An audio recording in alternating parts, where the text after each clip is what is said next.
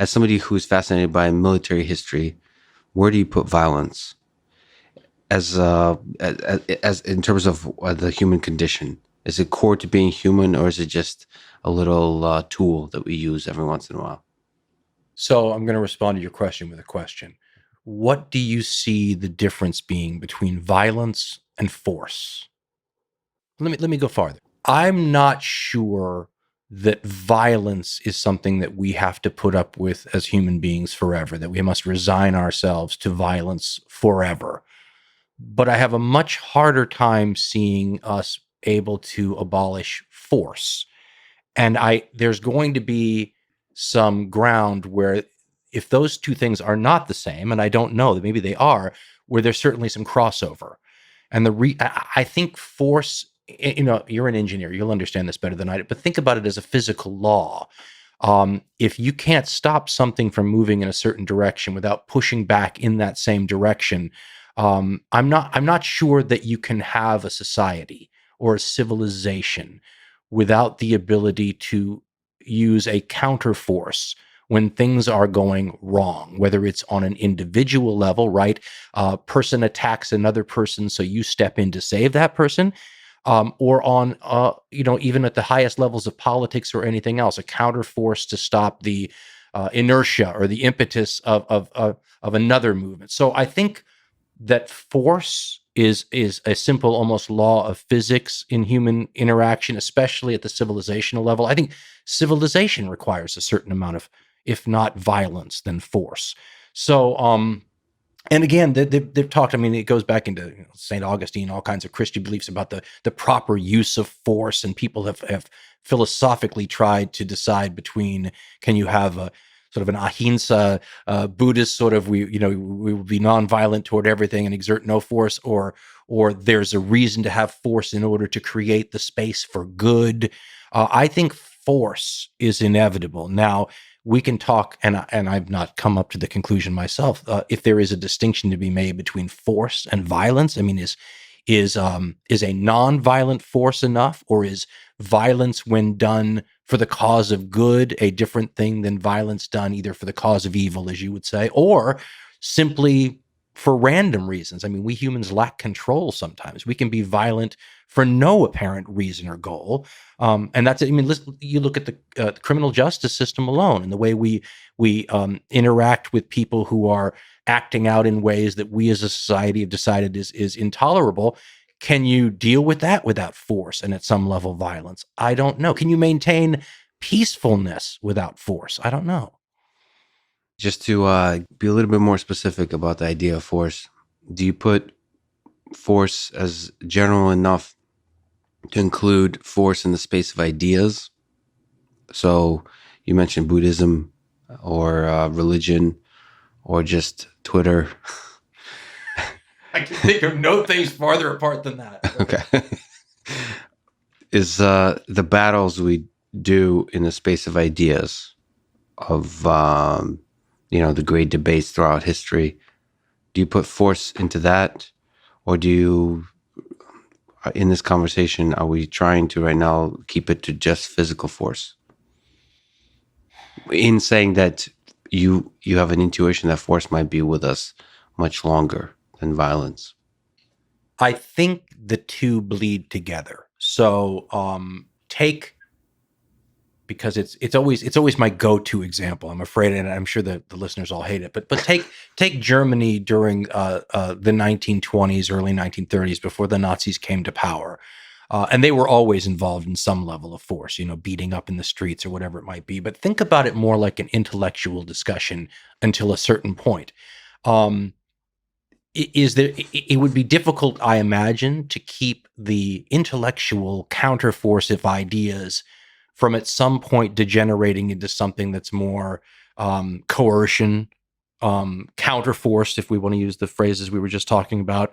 So I think the two are intimately connected. I mean, actions follow thought, right? And at a certain point, I think especially when one is not achieving the goals that they want to achieve through peaceful discussion or argumentation, or trying to convince the other side, that sometimes the next level of operations is something a little bit more physically imposing, if that makes sense. We go from the intellectual to the physical. Yeah, so it too easily spills over into violence. Yes, and one leads to the other often. So you kind of implied perhaps a hopeful message, but let me ask it in the form of a question. Do you think we'll always have war? I think it goes to the force question too. So, for example, um, what do you do? I mean, let's play with nation states now. Although I don't know that nation states are something we should think of as a permanent construct forever. Interesting. But how is one nation state supposed to prevent another nation state from acting in ways that it would see as either detrimental to the global community or detrimental to the interest of their own nation state? Um, and I think we've had this question going back to ancient times, but certainly in the 20th century, this has come up quite a bit. I mean, the whole Second World War argument sometimes revolves around the idea of what the proper counterforce should be. Can you create an entity, a League of Nations, a United Nations, a one world entity, maybe even that alleviates the need for counterforce involving mass violence and armies and navies and those things? I think that's an open discussion we're still having. It's good to think through that because having like a United Nations, there's usually a centralized control. So there's humans at the top, there's committees, and usually like leaders emerge as singular figures that then can become corrupted by power. And it's just it feels like a really important thought experiment and something to really rigorously think through. How can you construct systems of government that are stable enough to push us towards less and less war and less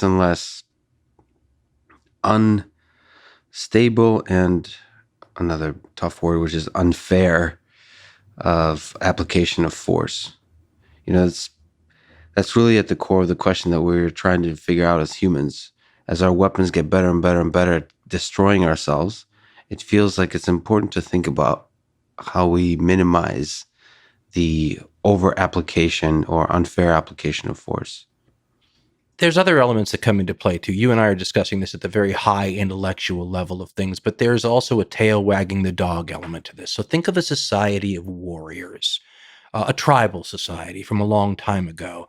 How much do the fact that you have warriors in your society and that their reason for existing, what they take pride in, what they train for, what their status in their own civilization, how much does that itself drive the responses of that society, right? How much do you need war to legitimize warriors?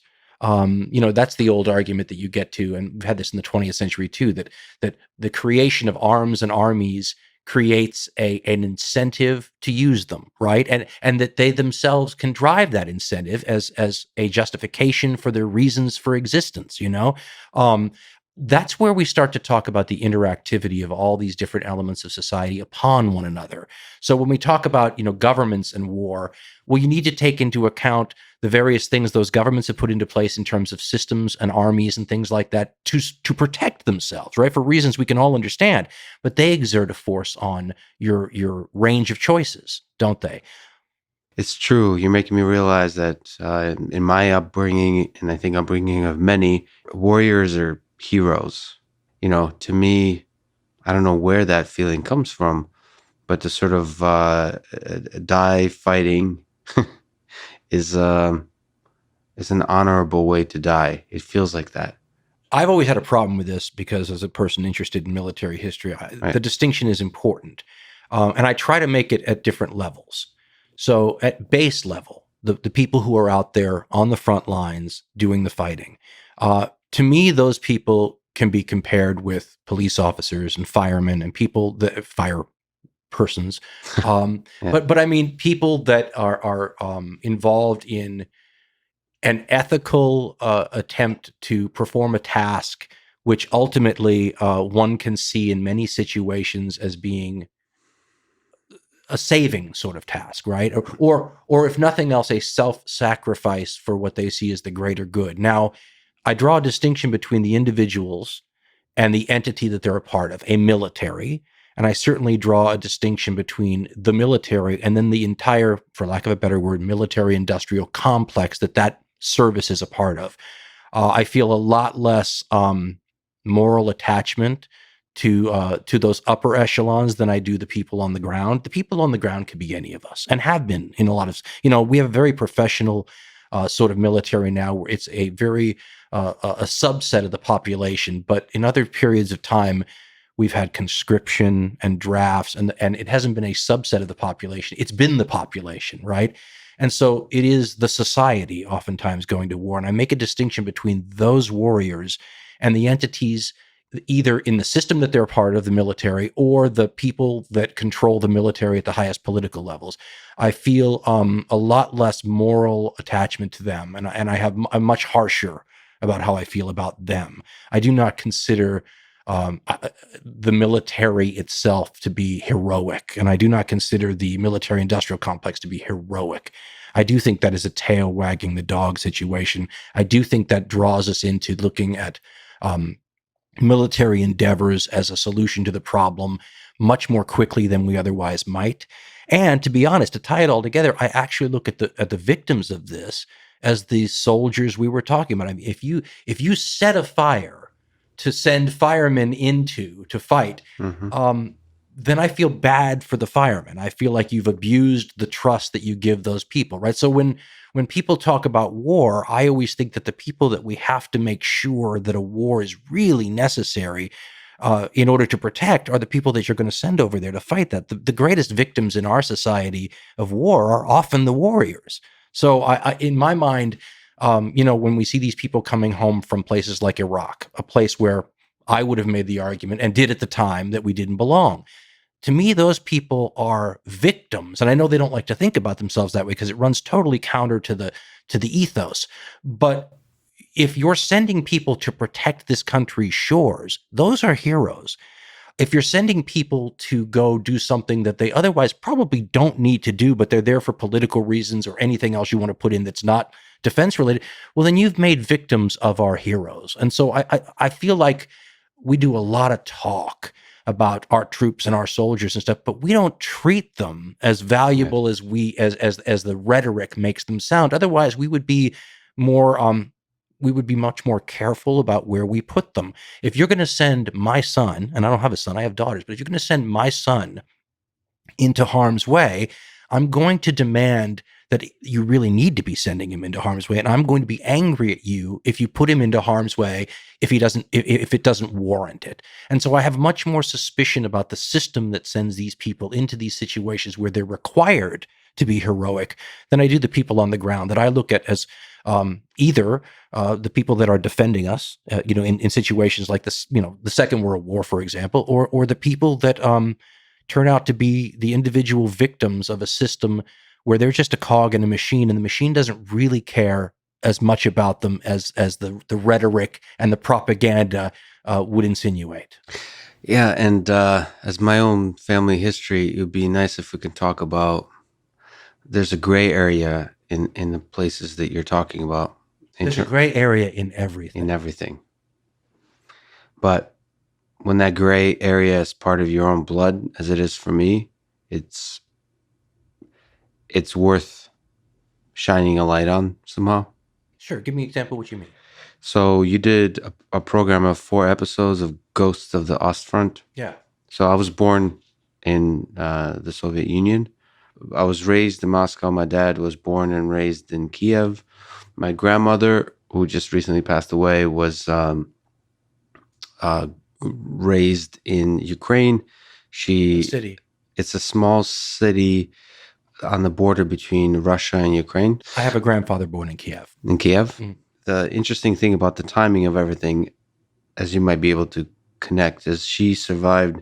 She's the most badass woman I've ever encountered in my life, and most of the warrior spirit I carry is probably from her. She survived Holodomor, the Ukrainian starvation of the 30s. She was a beautiful teenage girl during the Nazi occupation so she survived all of that.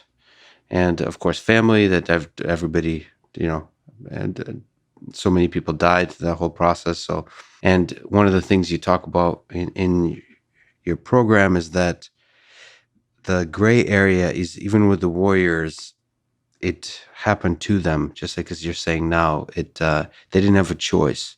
So my grandfather on the other side, he was a machine gunner that was in Ukraine. That In the Red Army? in the Red Army, Okay. yeah, and they threw. Like the statement was that there's, I don't know if it's obvious or not, but the rule was there's no surrender, so you better die. So you're basically, the goal was when he was fighting, and he was lucky enough, one of the only to survive by being wounded early on, is there was a march of Nazis towards, I guess, Moscow, and the whole goal in Ukraine was to slow to slow them into the winter. I mean, I view him as such a hero, and he believed that he's indestructible, which is survivor bias, and that bullets can't hurt him, and that's what everybody believed. And of course, basically everyone that he quickly rose to the ranks. Let's just put it this way, because everybody died. It was just bodies dragging these heavy machine guns, like always slowly retreating, shooting and retreating, shooting and retreating. And I don't know, he was a hero to me. Like, I grew up thinking that he was the one that sort of defeated the Nazis, right? But the reality, there could be another perspective, which is all of this happened to him by the incompetence of Stalin, the incompetence, and men of the Soviet Union being used like pawns in a shittily played game of chess, right? So, like, the one narrative is of him as a victim, as you're kind of describing, and it then somehow that's more paralyzing, and that's more, I don't know, it feels better to think of him as a hero, and as Russia, Soviet Union saving the world. I mean, that narrative also is in the United States, that United States was key in saving the world from the Nazis. It feels like that narrative is powerful for people. I'm not sure, and I carry it still with me. But when I think about the right way to think about that war, I'm not sure if that's the correct narrative. Let me suggest something. There's a line that that a Marine named Eugene Sledge had said once, and I keep it on my phone because it makes a real distinction. And he said, "The front line is really where the war is, and anybody even 100 yards behind the front line doesn't know what it's really like." Now, the difference is there are lots of people miles behind the front line that are in danger, right? You can be in a medical unit in the rear, and artillery could strike you, planes could strike. I mean, you could be in danger. But at the front line, there are two different things. One is and at least, and I'm doing a lot of reading on this right now, and reading a lot of veterans accounts. James Jones, who wrote books like From Here to Eternity, fictional accounts of the Second World War, but he based them on his own service. He was at Guadalcanal, for example, in 1942.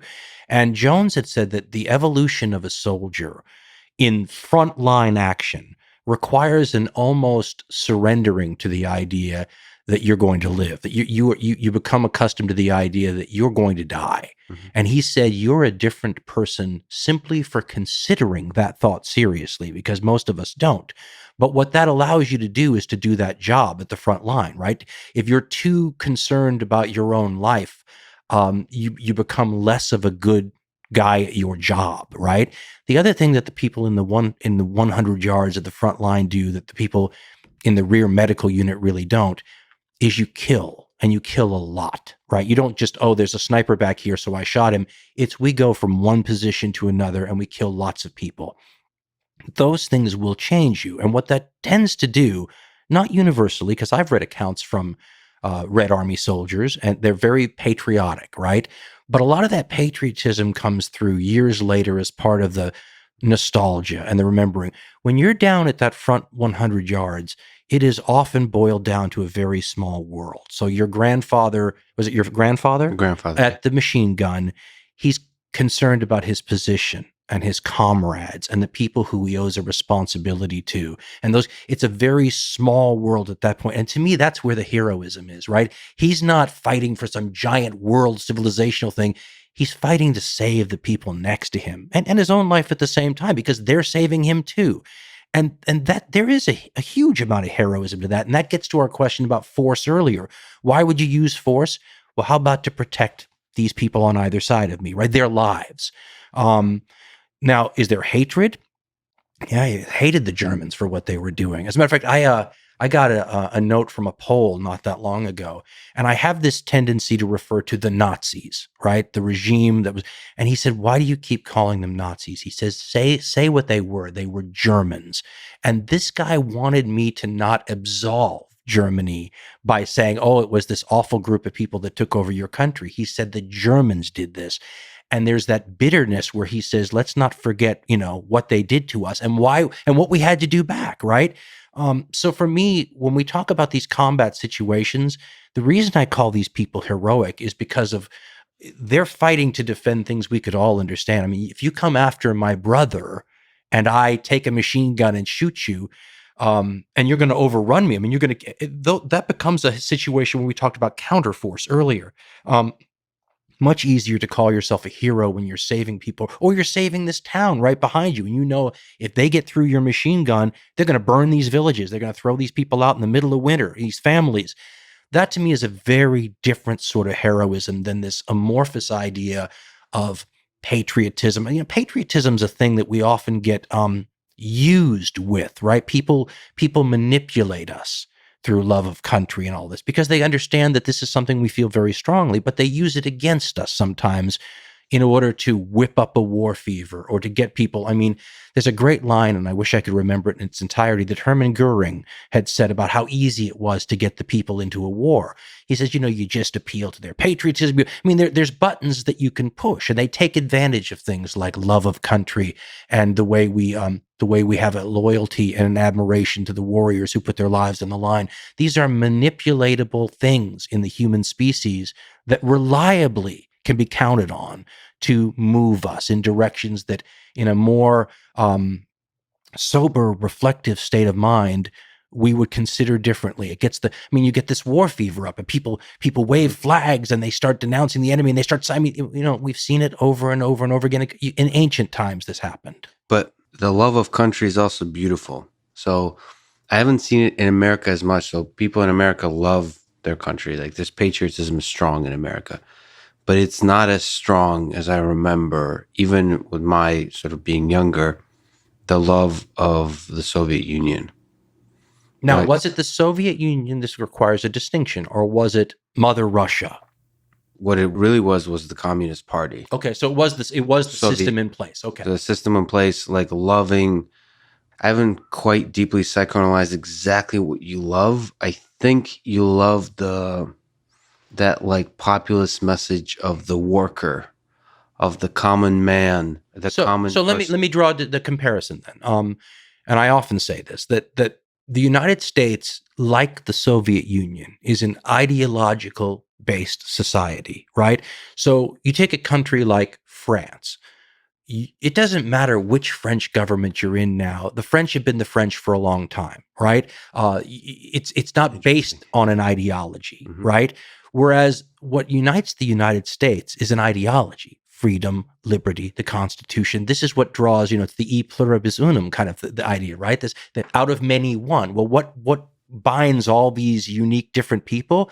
These shared beliefs, this ideology. The Soviet Union was the same way, because as you know, the Soviet Union, Russia was merely one part of this Soviet Union. And if you believe the rhetoric until Stalin's time, everybody was going to be united under this ideological banner someday, right? It was a global revolution. So ideological societies are different. And to be a fan of the ideological framework and goal, I mean, I'm a liberty person, right? I would like to see everybody in the world have my system of government, which is part of a bias, right? Because they might not want that. But I think it's better for everyone because I think it's better for me. At the same time, when the ideology, if you consider, and this stems from ideas of the Enlightenment, and there's a bias there. So my bias are toward the, but you feel, and this is why you say we're going to bring freedom to Iraq, we're going to bring freedom to here, we're going to bring freedom, because we think we're spreading to you something that is just undeniably positive. We're going to free you and give you this. It's hard for me to wipe my own bias away from there, right? Because if I were in Iraq, for example, I would want freedom, right? But if you then leave and let the Iraqis vote for whomever they want, are they going to vote for somebody that will, I mean, you look at Russia now, and I hear from Russians quite a bit because so much of my views on Russia and the Soviet Union were formed in my formative years. And we were not hearing from many people in the Soviet Union back then, but now you do. You hear from Russians today who will say your views on Stalin are archaic and cold. So you try to reorient your beliefs a little bit, but it goes to this idea of, if you gave the people in Russia a free and fair vote, will they vote for somebody who promises them a free and open society based on Enlightenment democratic principles? Or will they vote for somebody we in the US would go, what are they doing? They're voting for some strong man who's just good. I think it's very hard to throw away our own biases and preconceptions, and it's an all eye of the beholder kind of thing. But when you're talking about ideological societies, it is very difficult to throw off all the years of indoctrination into the superiority of your system. I mean, listen, in the Soviet Union, Marxism, one way or another, was part of every classroom's. You could be studying geometry and they'll throw Marxism in there somehow, because that's what united the society, and that's what gave it a higher purpose. And that's what made it, in the minds of the people who were its defenders, a superior, morally superior system. And we do the same thing here. In fact, most people do. But see, you're still French, no matter what what the ideology or the government might be. So in that sense, it's funny that there would be a Cold War with these two systems, because they're both ideologically based systems involving peoples of many different backgrounds who are united under the umbrella of the ideology.